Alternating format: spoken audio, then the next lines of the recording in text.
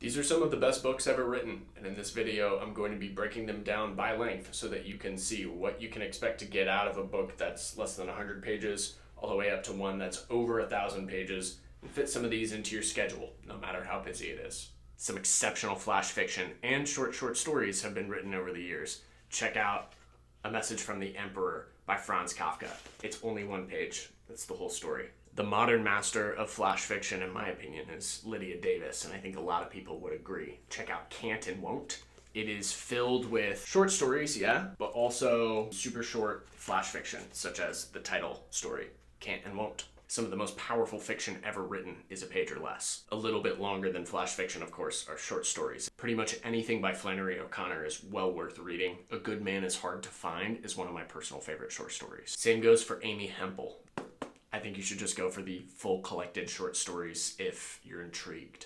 I've been chipping away at some Boarhead stories recently, and I think you should too. Of all the Alice Munro stories I've read, this is probably my favorite collection. I also really like the story Runaway, and the rest of that collection is very good too. And here I would be remiss if I didn't mention my favorite short story writer, Dennis Johnson. Check out Jesus' Son. A bit longer than a short story is where we get into some weird gray area. Novellas, short plays, novelettes. These stories are short enough that you can properly read them in a day, but the longer you spend with them, the more you'll get out of them. Here I would plug The Pearl and Of Mice and Men by John Steinbeck, in addition to No One Writes to the Colonel by Gabriel Garcia Marquez, By Night in Chile by Roberto Bolaño, and The Importance of Being Earnest, which is a play by Oscar Wilde. You probably already know that. Just beyond the novella is the short novel. I don't know what I would consider the official cutoff to be, but it's around 40,000 words or so.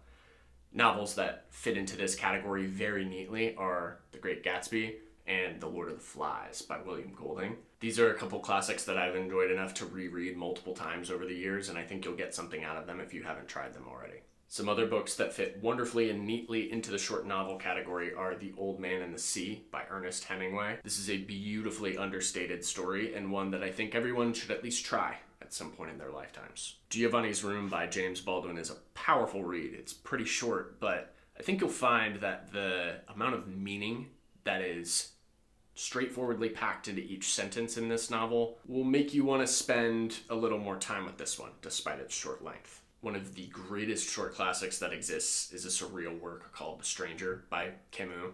Maybe you've heard of it. Beyond the short novel is a category I don't know how to classify other than by calling it proper reads. So these are books that are going to take you at least a couple days to get through, and so because of their length, they're going to sit with you for a while. You're probably going to dream about them if you get enough into them.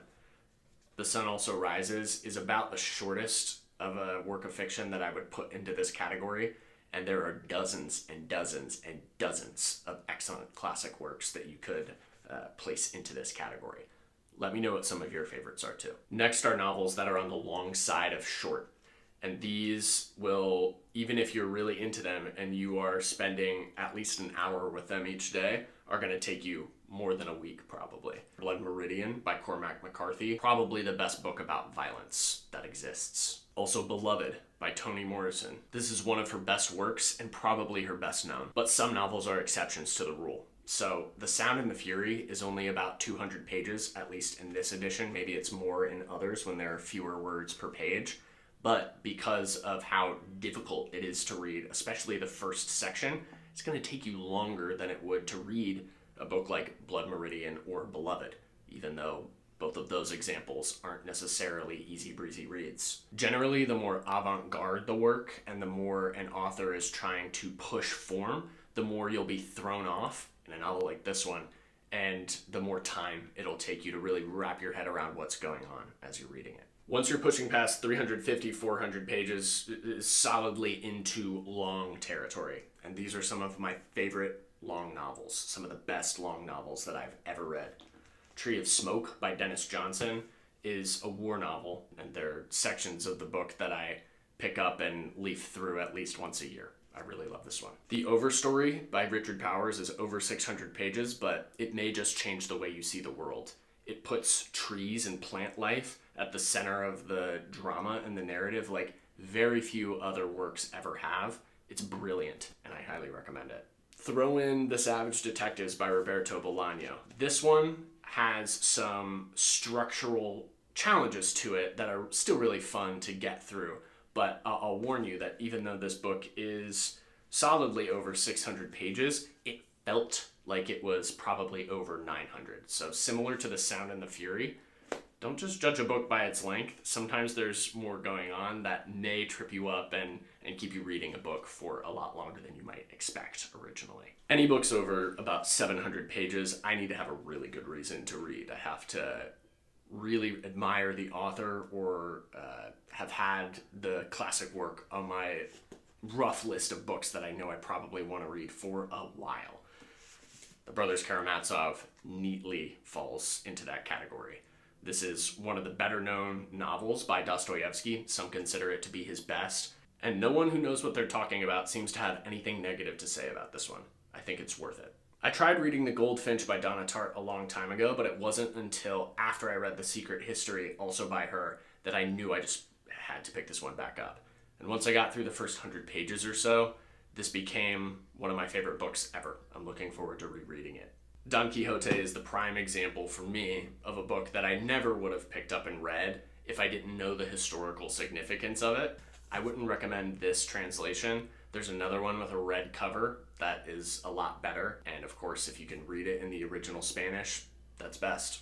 In the penultimate category are books that are over 1,000 pages that you are probably picking up to read because you're looking forward to the challenge of reading them. One of the quintessential long novels, and this one has a lot of fans, is Infinite Jest by David Foster Wallace. It's elegantly constructed. You can't deny its greatness. And if you're looking for a big challenge, kind of like if you were looking forward to training for and running a marathon, this is the kind of book that you should read.